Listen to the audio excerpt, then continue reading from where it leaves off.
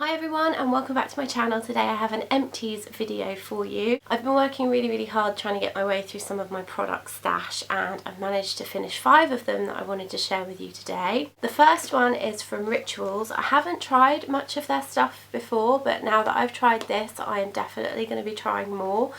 This is the Rituals Bushido Ginger and Organic Bamboo Cream Bath. Now this I managed to pick up in TK Maxx.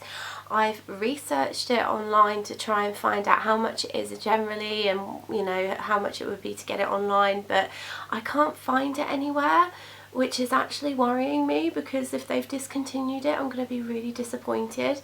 But I'm trying to spin it positively and think that that's actually a really good excuse to try some others. So I love this. There's every chance that I'm going to love something else. The really good thing that I loved about this was that there's such a huge amount of it. It's like 500 mils this bottle and it lasted me for ages. It was months.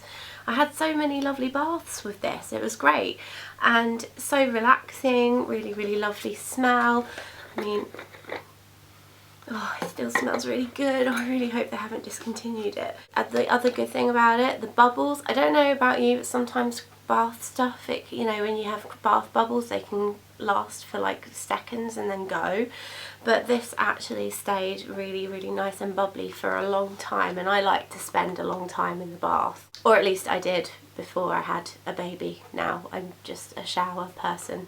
So maybe I should get some of their shower gel. Next up is something from Caress, which is their Caress Pomegranate facial wipes. I'm not usually a facial wipe person. I really like to have my kind of cleanse and tone routine, but for quickness these were really good.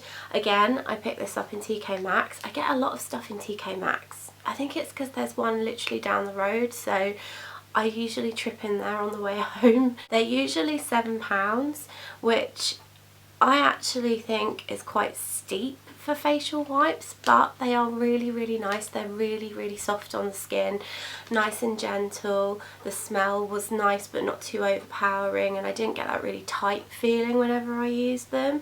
The great thing about Caress is that they actually use a lot of homeopathic stuff with their brand, and I'm actually a really big fan of anything homeopathic. I probably would treat myself to these if I wanted to get some facial wipes again. There's loads of facial wipe brands that I use and that are cheaper than this, and they're great for a quick fix if you want to take your makeup off and cleanse your face really quickly. But I did really like these. I probably will go and repurchase them again. I'll get them online or something. Next up is a hand sanitizer from Soap and Glory. This was in my handbag and I really enjoyed using it. It was handy to have around, just to keep my hands nice and clean and germ free. I feel like we never used to really care about antibacterial hands, sanitizers and stuff like that, but they have become really big news, and I must admit I tend to try and use it a lot more now that I've got the baby as well, because of nappy changing. He constantly wants to put my hand in his mouth because he's teething and stuff like that, so having something that I know will counteract the germs that go on our hands on a daily basis is a really good product for me. Is the door opening because I've got a cat? Oh, hello. What is it with cats? They just seem to know when you're filming. It's a really good product. I can't even remember what I was saying. Anyway, you can get cheaper hand sanitizers than this. I know that you can get them for under a quid or whatever, but I really like Soap and Glory. This has a lovely grapefruit smell, which is actually the antibacterial agent in it, but it just happens to be the nicest smelling thing as well. I'm really prone to having dry hands, so I didn't really want to kind of have that problem, but this has a conditioning agent in it that makes that not really an issue. Just a really good product, and £2.50 doesn't break the bank, does it? And I'll definitely be popping in to the mothership of Boots to get another one. Now onto makeup, and I have a little product here called Maybelline Brow Drama, which is in the shade medium brown. This stuff is amazing. I know that lots of people like the kind of MAC brow gels and all of that, but I love this because it's an actual mascara, which I know sounds quite scary and everybody instantly thinks of, those hair mascaras that you used to have back in the 90s, but it's actually a really good product. It doesn't really fill them in.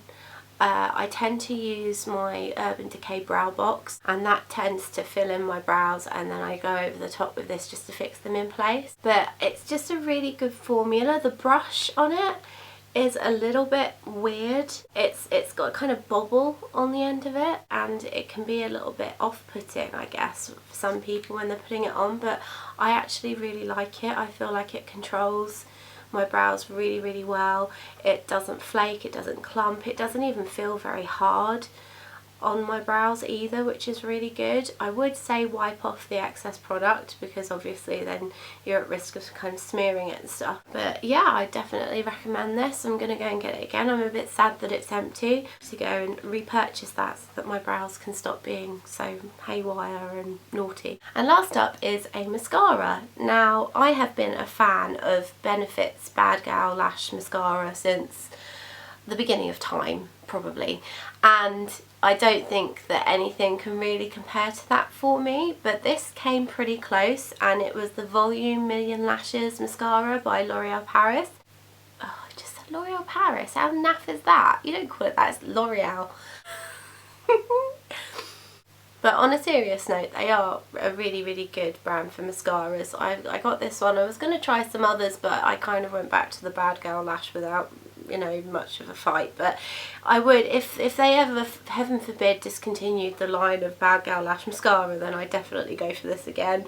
I liked the packaging. It looks quite glossy and lovely. The only thing is, and I don't know if you can see, but my OCD really annoys me, because I can't get it to line. I'm sure it lined up when I bought it, but for some reason I can't get it to line up now. It's really bothering me.